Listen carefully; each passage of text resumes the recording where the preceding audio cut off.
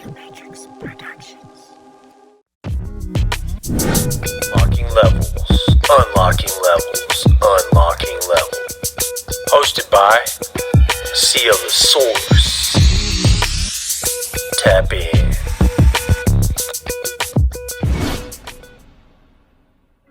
What's up, my good people? Welcome back to another episode of Unlocking Levels. I'm your boy, CL the Source. Thank you once again for tuning in. I hope you're doing well, and I hope you're enjoying all the episodes so far. And I've been keeping a promise, not only to y'all, but to myself, in terms of creating a podcast episode every week. I've held true to that all the way to this point, even at times when it gets challenging to kind of create these episodes due to scheduling and whatnot.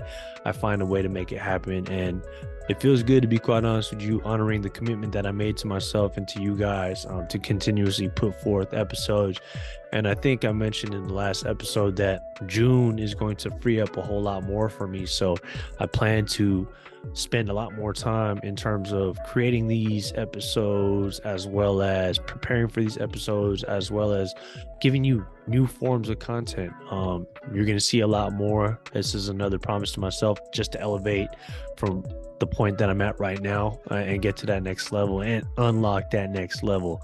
No pun intended, or fully pun intended.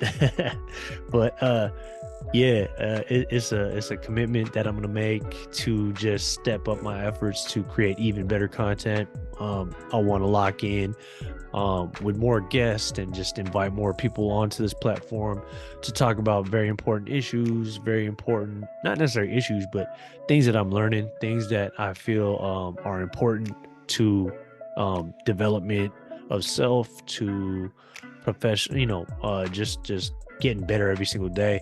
And most of the guests I bring on here, all the guests I bring on here are people that I feel are going to provide value and share their story or share whatever it is that they're working on in their life that can only enhance yours, right? So that's always the goal, and that's not going to change. Please bear with me right now. I am going through some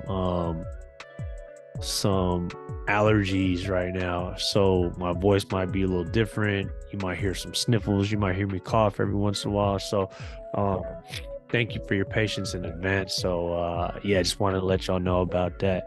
Anyway, let's get to it.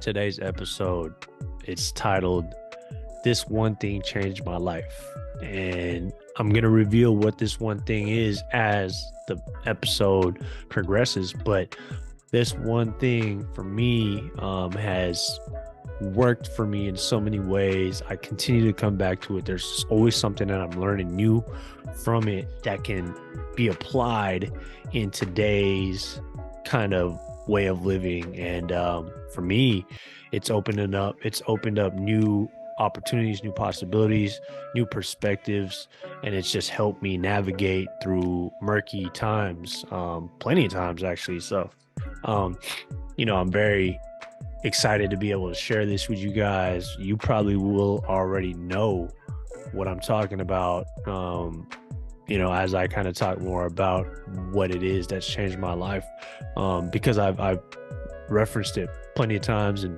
podcast episodes before, and I continuously go back to it. It really is a model of consistency in terms of how I shape my life. You know what I'm saying? It's really something that I go back to, like I mentioned, quite often, when I'm looking for answers, when I'm looking for just trying to make sense out of everything. And this one thing definitely has changed my life. I'm going to share how I came across what I'm about to talk about, why I believe it's important. I'm going to share some quotes. I'm also going to share how it's been important in my life, give you a couple of different stories here and there of how I've been able to extract some of the knowledge and the wisdom from this and apply it into my life, man. Without further ado, this one thing that changed my life is Stoicism. And I have referenced it before in the past, maybe through quotes and whatnot, But if you're unfamiliar with what Stoicism is, it's an ancient Greek philosophy, and it's been popularized, for me at least. How I came about finding it and stumbling upon it really is just on my own self-development journey. I found a bunch of authors, a bunch of people that I admire, that I look up to, that I'm inspired by, and they always point to this Greek philosophy of Stoicism. And I wrote some notes down in my phone, so I'm going to kind of just share some, the description of what Stoicism actually is. For Stoicism, it's as I mentioned, it's an ancient Greek philosophy. It's a philosophy of life that maximizes positive emotions, reduces negative emotions, and helps individuals to hone their virtues of character. I think there's a pretty good definition of it. It's very short, very straight to the point, but essentially that's what it is.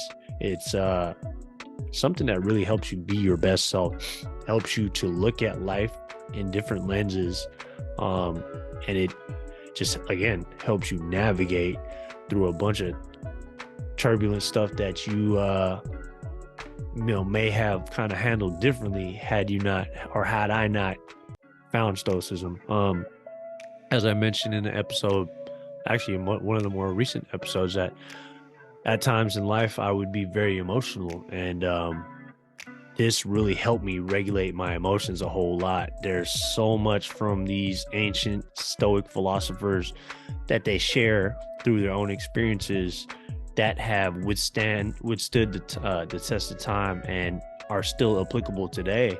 And when you apply it into your life, you notice how calming it is for you as you kind of decide to use it and let things play out as you apply some of these methods and philosophies. But for me, I found Stoicism through a very popular author. He goes by the name of Ryan Holiday. He is a great author, someone great to listen to.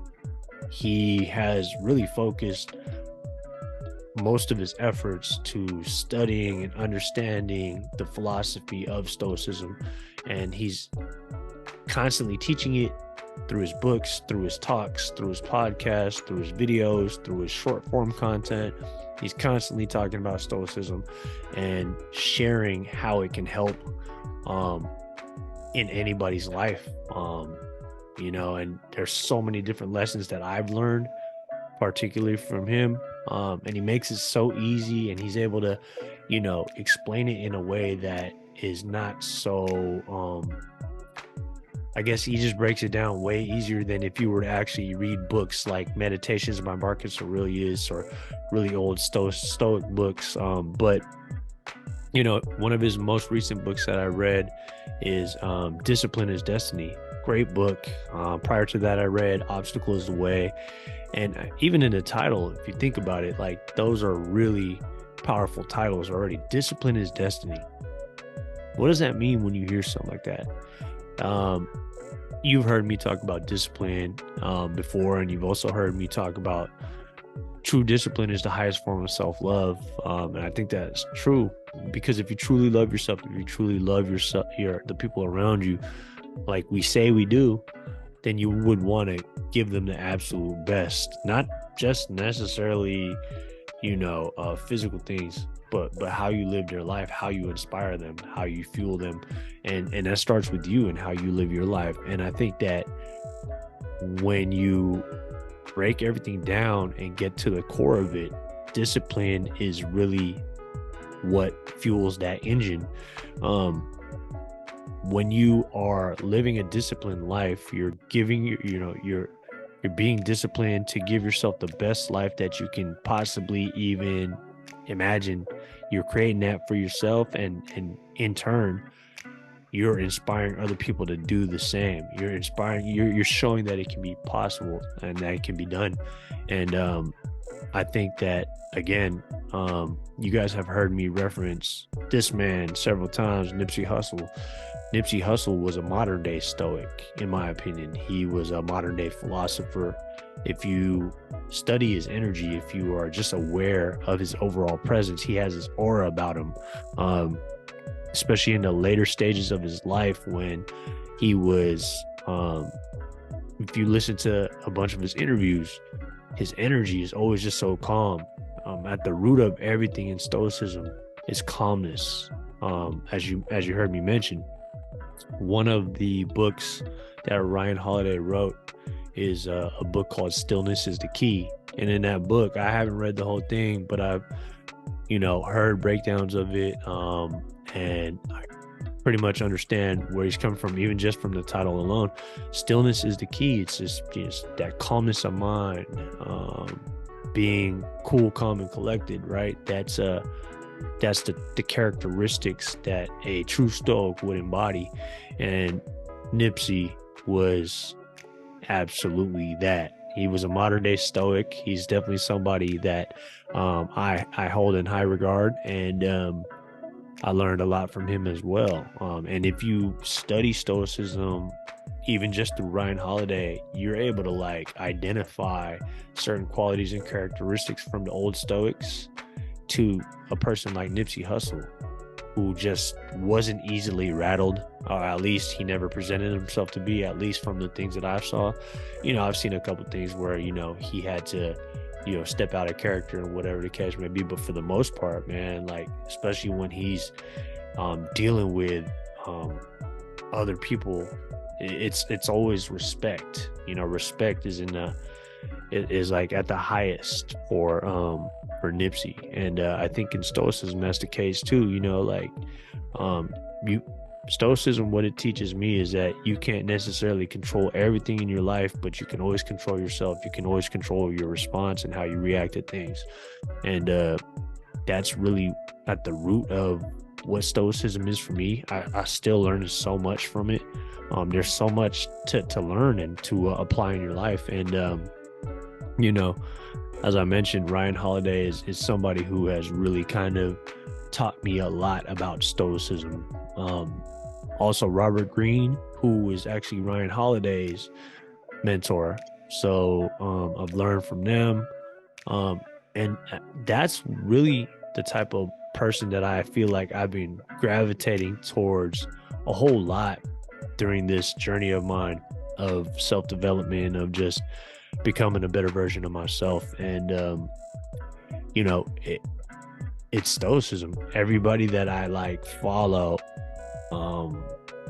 well, not necessarily everybody, but most of the people that I like to learn from embody that calmness, embody that emotional mastery, embody that mastery in general, where you're not only looking to improve, but you're also just challenging yourself in the best ways to get better every single day, to be disciplined, to meet that higher version of yourself. And there's plenty of people that you can point to, that you can look at, that have been teaching this, not only by what they say on stage or what they write in their books, but how they live their life and how they give their energies to the world.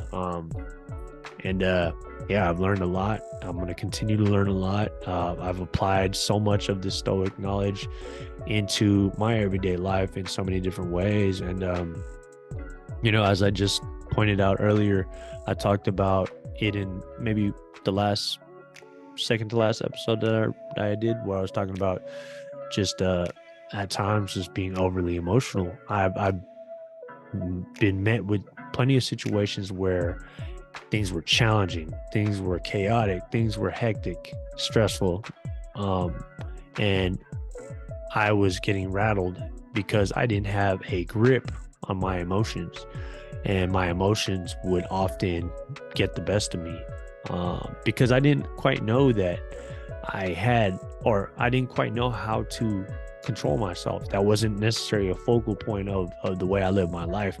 I would just kind of be like more of a live wire. Whereas with Stoicism, it teaches you every single day to get a better hold of who you are and yourself and controlling your emotions. It's not a bad thing to have emotions. We're emotional beings, there's a lot of things that can potentially trigger us and things like that. But the thing is about Stoicism is that it teaches you to get a better grip of that. It teaches you to learn how to control yourself better in whatever situation that life presents. And yeah, I mean, I think that's one of the biggest reasons why Stoicism is important to me. You know, it helps me continue to move forward on not only my journey, but also not only my journey of personal development, but also in life as a whole. I think that when life gets extra challenging, it's especially important. So, like, no matter what happens, Stoicism's always there, and it offers a perspective that helps me navigate through some of the toughest moments in my life. I can recall so many different times where I just wanted to either yell to the top of my lungs, curse somebody out, whatever the case may be. But with my practice of Stoicism, not only just learning it, but with my practice of Stoicism, it's really taught me to, again, get a better hold of myself, get a better grip of myself, and just make good decisions. Just find that very small moment, that very small pocket of time where you can choose your response rather than react to what actually happens. There's another book that I read. It's called Man's Search for Meaning by Viktor Frankl. I think I referenced this in several episodes before, but it's a story of a man, a Jewish prisoner, you know, and he was is a Jewish prisoner in the Holocaust, and it tells the story very vividly. But one of the main things that I picked up from that book is that between stimulus, I'm going to butcher the hell out of this. I really should have wrote this down, but this is coming off the top of the head. Between stimulus and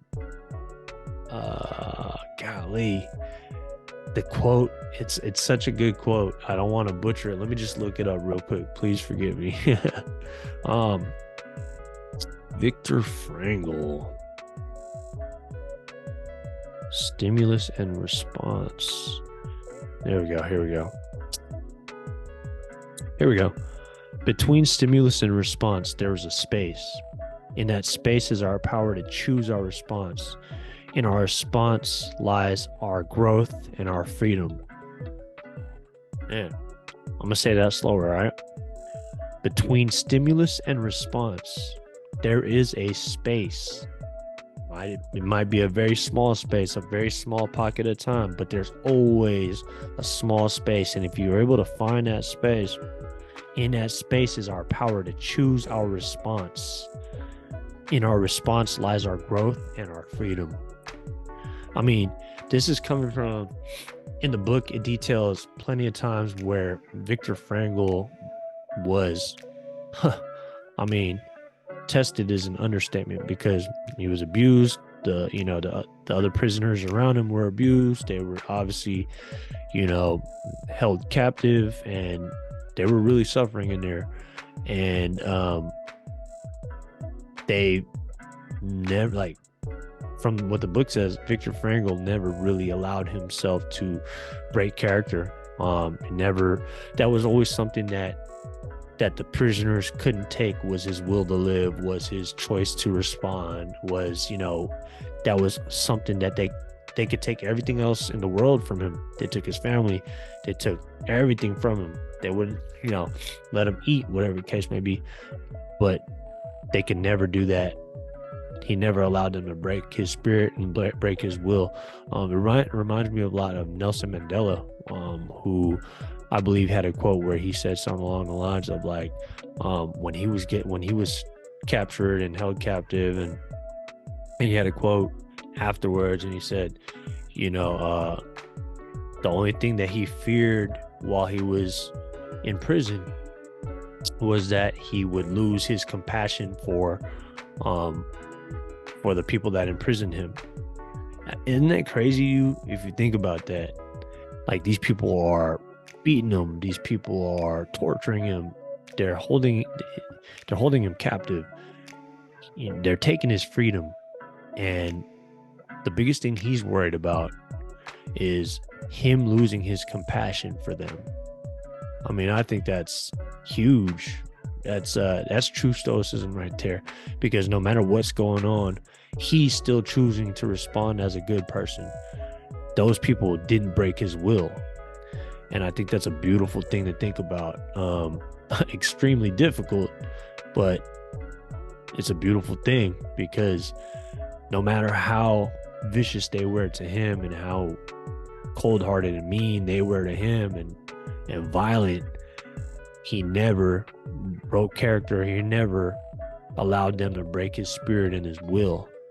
And most importantly, he never allowed them to break his compassion for them. And that's honestly such a crazy thing to think about, having gone through what Nelson Mandela went through, what other prisoners have went through, Viktor Frankl. It's pretty crazy. And I know that there's actually a very similar story to that, like with one of the old ancient philosophers, ancient Stoics. It might have been Marcus Aurelius, or I believe it was Epictetus, who was born a slave, or he was born to a mother that was a slave, so which made him a slave. And there's plenty of accounts that he writes about that very much align with what I just told you about Nelson Mandela and Viktor Frankl. But yeah, it's stoicism is really something that I turn to quite often. It helps me in a lot of different situations. And by now, if you can't already tell, the benefit of introducing stoicism into your life or learning more about it, I think the best way I can really kind of like illustrate it even more is to share some of the quotes that I've learned about, that I've read, that I go to quite often, that Ryan Holiday always talks about when he's explaining how to kind of handle yourself in some of life's trickiest situations. And I'm gonna read some off my phone here. I got a couple from Marcus Aurelius and a couple from Epictetus. There's plenty of other ones too, especially there's even modern day Stoics like Kurt Vonnegut, that Ryan Holiday talks about. Like I just mentioned Nipsey Hussle. I'm sure you can probably even think of your own people that inspire you, that embody a lot of these Stoic characteristics and traits in their own lives, and find some quotes that might relate to you and speak to you even more. But for me, I'm just going to share a few. Here's one by Marcus Aurelius. It says, "You have power over your mind, not outside events. Realize this and you will find strength." That's a great one, because it really just ties into what I was just talking about. It's like, regardless of what's going on outside, you and you alone are the one that has power over your mind. No matter what's going on, you always have the choice to how do you want to respond. It says, not outside events. Realize this and you will find strength, because you always can tap into that, and I think that's the more you practice that, like, you're able to endure so much more in life. And as I just mentioned, Epictetus was born a slave, and he was a slave for over 30 years. And I can only imagine what that was like anytime, let alone during that time where there probably was no damn rules, you know what I'm saying? So here's another one by Epictetus I really like. Any person capable of angering you becomes your master. He can anger you only when you permit yourself to be disturbed by him. I love that one because, it's almost like I've said this quote before, where it says, "Be thankful for your triggers because they point to where you're not free." this one in particular is like something external, where like, or somebody external in particular, excuse me. And he's talking about if somebody does something and it triggers a reaction from you, something that makes you mad, somebody says something to you that makes you mad, somebody does something to you that makes you mad or break your identity and your character, then they've won. And it's not so much about them winning and you losing, but they become your master. They become what controls you. It's almost like the puppet master is like, oh, if I do this, this person will react this way. If I do this, this person will react that way, right? So you lose that mastery over yourself due to somebody else's actions that almost pull strings in a sort of way, you know what I'm saying, to get an emotional reaction out of you and get you off your game. And when you're off your game, you're a lot more vulnerable to losing even more. So, you know, it's such an important thing to keep your cool at all costs. And it takes practice. It takes a lot of work. But just like anything, the more you work at something, you get better at it, right? So I think that's what it's pointing to. Here is another one. Let's see. Epictetus, he said this: it is impossible for a man to learn what he thinks he already knows. How many of y'all think that you are an open-minded person? Sounds like a good thing to say about somebody, right? Like, oh, that person's open-minded, right? Nobody wants to be closed-minded. But how many people truly think that they're open-minded, but think they also know everything? And you know what? I was an arrogant person before. I still fight through arrogance sometimes and got to catch myself. But I used to think that I was an open person. But I also used to think I knew it all. You know, I knew better than my parents. I knew better than so-and-so. And I would just always be stubborn and do my own thing, regardless of, you know, what other people were trying to tell me and help steer me in different directions. And, you know, that arrogance, that ego blinded me to a point where I thought I was an open-minded person, when in reality I really wasn't. And I love this quote because it says, you know, it's impossible for a man to learn what he thinks he already knows. And it's true. If you think you know everything, there's no room for you to learn anything new. And if you know one thing about life, is there's always something to learn. There's always something to be experienced. There's something to learn from everybody you meet. Everybody you meet is a master at something else that you're not a master at. So you got to stay truly open-minded to be able to learn and to be able to grow to your fullest heights. So I love that quote. Here's another one by Marcus Aurelius, which I love. Ryan Holiday talks about this one all the time. The best revenge is not to be like your enemy. Ooh, I like that one a lot because, you know, again, I think it's tied into the one I just said by Epictetus, where he says any person capable of angering you becomes your master. He can anger you only when you permit yourself to be disturbed by him. So listen to the quote again. The best revenge is not to be like your enemy. So somebody who's trying to get an emotional reaction out of you, trying to trigger you in some sort of way, that can be considered your enemy, because they're attacking you, right? And I think this quote, what it tells me is like, the best revenge is to not be like them, because the way you fend that person off is just to remain calm, to remain poised, to not let what they're saying affect you. And when you do that, they eventually have nowhere else to go, because they realize your force field is way too strong. And on top of that, you don't stoop down to their level.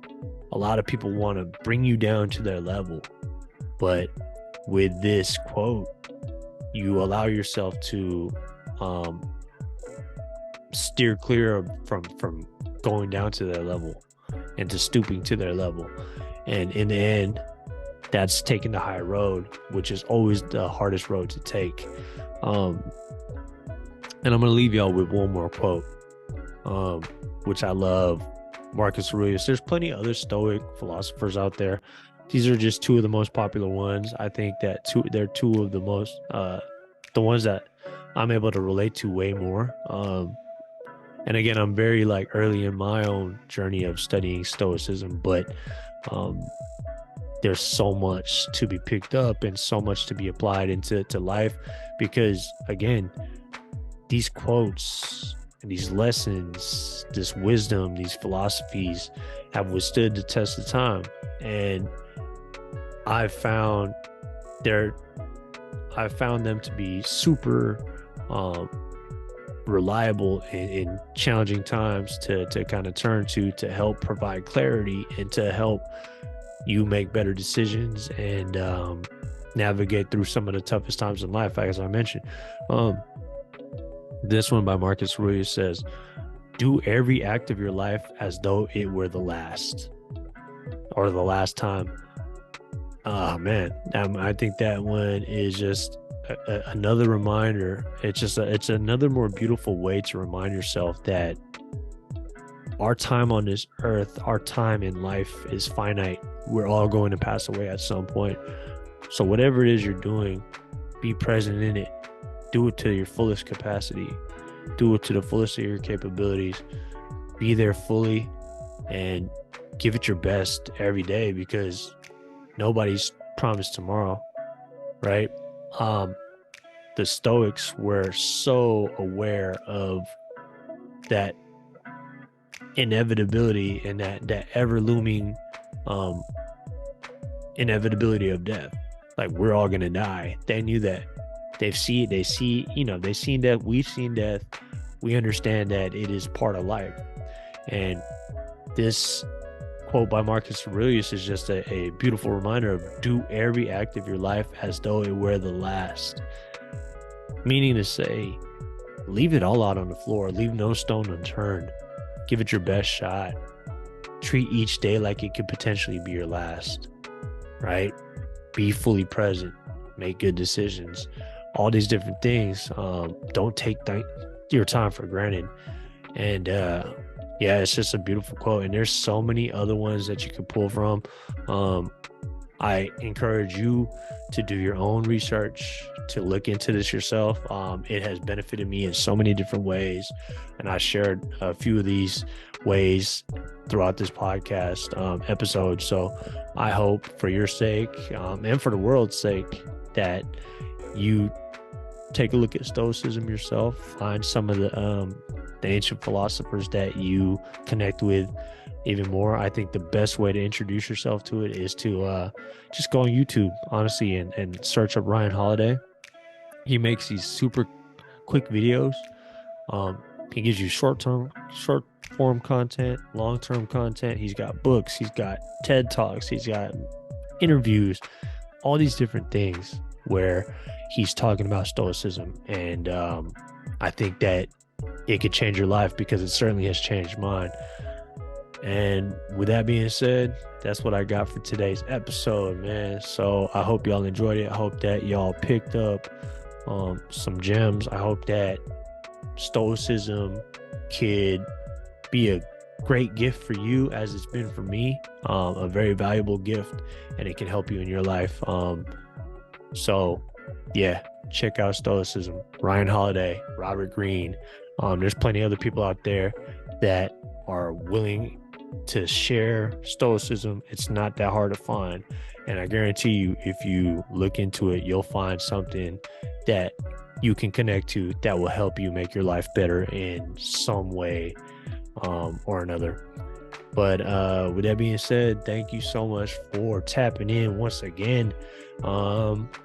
that's this week's episode. I'll see y'all next week, man. Make sure you follow, like, and subscribe on all platforms: Spotify, Google Podcasts, YouTube, at CL_the source, at unlocking levels. Hit me on the gram, hit me on TikTok. I'm on all that. All right.